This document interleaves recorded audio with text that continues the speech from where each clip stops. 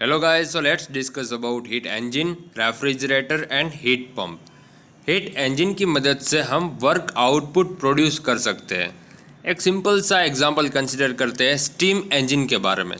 कई सालों पहले स्टीम इंजन की मदद से ट्रेन को चलाया जाता था। कोल को एज ए फ्यूल यूज़ किया जाता है एंड कोल का एक चैम्बर में कंबशन किया जाता है। जैसे ही कोल बर्निंग होना स्टार्ट कर देगा, उसकी जो हीट एनर्जी है वो ये वाटर एब्जॉर्ब कर लेगा एंड ये वाटर है वो स्टीम में कन्वर्ट हो जाएगा। एंड देन ये स्टीम है वो इस पिस्टन को प्रेशराइज करेगी, जिसकी वजह से पिस्टन रेसिप्रोकेटिंग मोशन करना स्टार्ट कर देगा। एंड इन द एंड ये पिस्टन ये व्हील के साथ कनेक्टेड है क्रैंक शाफ्ट की मदद से। सो ये व्हील भी रोटेट होना स्टार्ट कर देगा एंड धीरे धीरे ये ट्रेन आगे बढ़ेगी। जो हमने जैसे ही देखा कि इंजन की मदद से हम नेट वर्क प्रोड्यूस कर सकते हैं। जो रिमेनिंग हीट है वो इस चिमनी के थ्रू एनवायरनमेंट में रिलीज़ हो जाएगी, डिस्चार्ज हो जाएगी। तो इंजन है वो वर्क आउटपुट देता है हमें। अब थियोरेटिकल वे में देखा जाए तो जो ये हीट इंजन है, यहाँ पर हॉट स्पेस अवेलेबल है, यानी कि हाई टेम्परेचर है इस जगह पे। ये कोल्ड स्पेस है, यानी कि इसका टेम्परेचर लो है। नाउ हीट इंजन है वो इस हॉट स्पेस में जो अवेलेबल हीट एनर्जी है उसको एब्जॉर्ब करके कुछ वर्क प्रोड्यूस करके देगा हमें। जो रिमेनिंग हीट है उसे कोल्ड स्पेस में, यानी कि यहाँ इस एग्जांपल में एनवायरनमेंट में रिलीज़ कर देगा। तो इसी तरह से हीट इंजन है वो हमें वर्क आउटपुट देता है, हीट इंजन, राइट। एक हमें थंब रूल याद रखना है, heat flows from high temperature to low temperature. ये नेचुरली होता है। जो हीट का फ्लो रहता है वो हाई टेम्परेचर से लो टेम्परेचर की डायरेक्शन में रहता है। जो भी चीज़ें नेचुरली होती है उसकी मदद से हम कुछ वर्क प्रोड्यूस कर सकते हैं, जैसे कि सोलार एनर्जी है, टाइडल एनर्जी है, जियोथर्मल एनर्जी है, जो कि नेचुरली होती है। तो हम उसका यूटिलाइज करके विदाउट एनी वर्क हम एक्स्ट्रा हमारे लिए कुछ वर्क प्रोड्यूस कर सकते हैं। तो हीट इंजन ऐसी थर्मोडायनेमिक सिस्टम है जो हाई टेम्परेचर में हीट एनर्जी अवेलेबल है उसे एब्जॉर्ब करके कुछ वर्क आउटपुट प्रोड्यूस करेगी एंड जो रिमेनिंग हीट है उसे कोल्ड स्पेस में रिलीज कर देगी। उसी तरह से 4 stroke engine and 2 stroke engine है, 2 व्हीलर एंड 4 व्हीलर जो हम चलाते हैं, वहाँ पर भी ये सिमिलर फंडा ही अप्लाई होता है। जो हीट इंजन है वो हमें नेट वर्क आउटपुट प्रोड्यूस करके देता है। तो जहाँ पर भी इंजन वर्ड का यूज़ आए तो हमें समझना है कि वो हमें कुछ वर्क आउटपुट देगा। अब हम रेफ्रिजरेटर सिस्टम के बारे में बात करते हैं। तो रेफ्रिजरेटर में हमें एक्सटर्नल वर्क प्रोवाइड करना पड़ेगा। एक सिंपल सा एग्जांपल कंसिडर करते हैं। समर सीज़न चल रही है, ये हमारा रूम है, ये हमारा एनवायरनमेंट है। नाउ रेफ्रिजरेशन या फिर हम रेफ्रिजरेटर वर्ड का यूज़ करें तो उसका मेन पर्पस होता है जो कोल्ड स्पेस है उसका टेम्परेचर डिक्रीज़ करना, राइट। एंड जो भी यहाँ पर हीट एनर्जी अवेलेबल है अगर हम उसे रिमूव कर देंगे तो यहाँ पर जो टेम्परेचर है कोल्ड स्पेस का वो डिक्रीज़ होता जाएगा। तो ये हमारा मेन पर्पस है। सो ये रेफ्रिजरेटर थर्मोडायनेमिक सिस्टम की मदद से हम जो कोल्ड स्पेस में हीट एनर्जी अवेलेबल है उसको हम रिमूव करके इस एनवायरनमेंट में रिलीज़ कर देंगे। बट हमें ये एक्चुअली नेचुरली नहीं होता है। हमने जैसे ही हमारा थंब रूल के बारे में बात की कि हीट का फ्लो है वो हाई टेम्परेचर से लो टेम्परेचर की ओर होता है, बट यहाँ पर हमें जो हीट का फ्लो है वो लो टेम्परेचर के हाई टेम्परेचर की ओर करना है।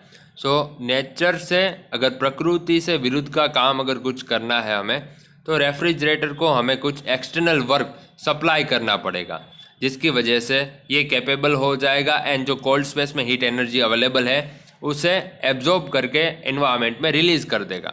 सो ये है रेफ्रिजरेटर। जब भी हमें प्रकृति से विरुद्ध का काम कुछ करना है तो हमें एक्सटर्नल वर्क सप्लाई करना पड़ेगा। हीट इंजन में क्या था, तो वो तो नेचुरली होता था। जो हीट का फ्लो है वो हाई टेम्परेचर से लो टेम्परेचर की ओर होता है। सो इसीलिए इंजन में हमें वर्क आउटपुट मिला। बट रेफ्रिजरेटर में हमें कोल्ड स्पेस में जो हीट एनर्जी अवेलेबल है उसे हॉट स्पेस में रिमूव करनी है, सप्लाई करनी है। सो यहाँ पर जो हीट का फ्लो है उसका हम अपोज कर रहे हैं अगर नेचुरली देखा जाए तो। तो उसी की वजह से हमें एक्सटर्नल वर्क सप्लाई करना पड़ेगा रेफ्रिजरेटर सिस्टम में। अब हम हीट पंप के बारे में बात करते हैं। तो हीट पंप में हमें एक्सटर्नल वर्क प्रोवाइड करना पड़ता है। मेन पर्पस क्या है हीट पंप का? तो एक एग्जांपल कंसिडर करते हैं कि अभी विंटर सीजन चल रही है। ये हॉट स्पेस है वो हमारा रूम है, जो ये कोल्ड स्पेस है वो एनवायरनमेंट है। नाउ सबसे पहले दोनों का टेम्परेचर सिमिलर होता है 10 डिग्री सेल्सियस, ओके। बट जैसे ह्यूमन का कंफर्ट टेम्परेचर है वो 23 डिग्री सेल्सियस है, तो हमारे रूम का टेम्परेचर हमें इंक्रीज़ करना पड़ेगा। तो वो हम हीट पंप थर्मोडायनेमिक सिस्टम की मदद से कर सकते हैं। जैसे ही हम हीटर का यूज़ करते हैं हमारे रूम में टेम्परेचर इंक्रीज़ करने के लिए, सो हीट पंप क्या करेगा, जो कोल्ड स्पेस में हीट एनर्जी अवेलेबल है उसे एब्जॉर्ब करके हॉट स्पेस में रिलीज़ कर देगा, यानी हमारे रूम में रिलीज़ कर देगा। बट ये भी एक्चुअली देखा जाए तो नेचर से ऑपोजिट हम कुछ काम करने जा रहे हैं, राइट। क्योंकि जैसे ही हमारा थंब रूल है कि हीट का फ्लो है वो हाई टेम्परेचर से लो टेम्परेचर की ओर होता है, बट यहाँ पर भी हमें जो हीट का फ्लो है वो लो टेम्परेचर से हाई टेम्परेचर में करना है।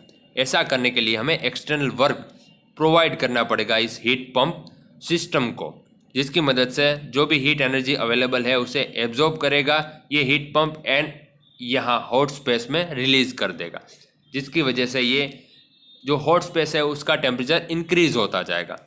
अगर देखा जाए तो रेफ्रिजरेटर एंड हीट पंप दोनों में सेम ही थर्मोडायनेमिक सिस्टम है, राइट। जो कोल्ड स्पेस है उसका टेम्परेचर कम होगा, जो हॉट स्पेस है उसका टेम्परेचर इंक्रीज होगा।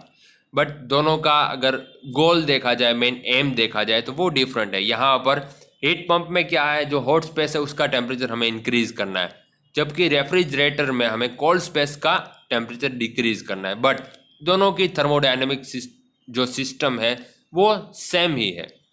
हमें हीट पंप एंड रेफ्रिजरेटर दोनों में एक्सटर्नल वर्क प्रोवाइड करना पड़ेगा, क्योंकि ये दोनों नेचर से अपोजिट डायरेक्शन में इसका दोनों का काम है। जो कि हीट फ्लो है वो लो टेम्परेचर से हाई टेम्परेचर की ओर हो रहा है। सो ऐसा करने के लिए हमें एक्सटर्नल वर्क प्रोवाइड करना पड़ेगा। अब हम इन तीनों सिस्टम को एक साथ कंपेयर करते हैं। हीट इंजन का मेन पर्पस होता है वर्क आउटपुट देना, वर्क प्रोड्यूस करना, राइट। सो हीट इंजन क्या करेगा, जो हॉट स्पेस में हीट एनर्जी अवेलेबल है उसको यूटिलाइज करेगा एंड नेट वर्क प्रोड्यूस करेगा। जो रिमेनिंग हीट है उसे कोल्ड स्पेस में रिलीज कर देगा।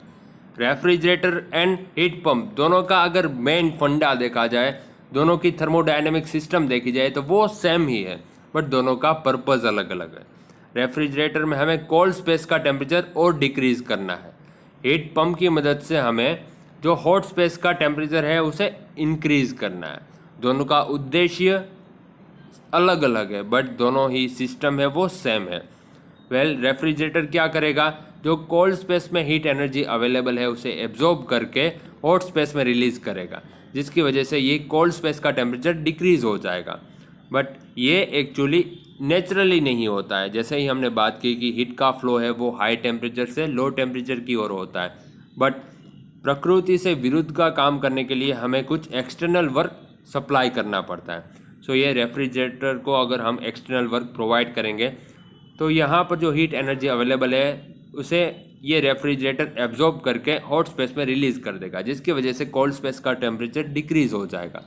हीट पंप में भी देखा जाए तो यहाँ पर भी जो हीट का फ्लो है उसका ये अपोज कर रहा है, राइट। ये नेचुरली नहीं होता है कि लो टेम्परेचर से हाई टेम्परेचर में हीट का फ्लो हो, ओके। अगर ये पॉसिबल हमें करना है, प्रकृति से विरुद्ध का काम करना है, तो हीट पंप को हमें एक्सटर्नल वर्क प्रोवाइड करना पड़ेगा, जिसकी मदद से तो ये हीट पंप है वो कोल्ड स्पेस में जो हीट एनर्जी अवेलेबल है उसे एब्जॉर्ब करके हॉट स्पेस में यानी हाई टेम्परेचर में रिलीज कर देगा, जिसकी वजह से हॉट स्पेस का टेम्परेचर इंक्रीज होता जाएगा।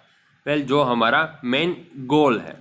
सो ये है heat engine, refrigerator and heat pump. And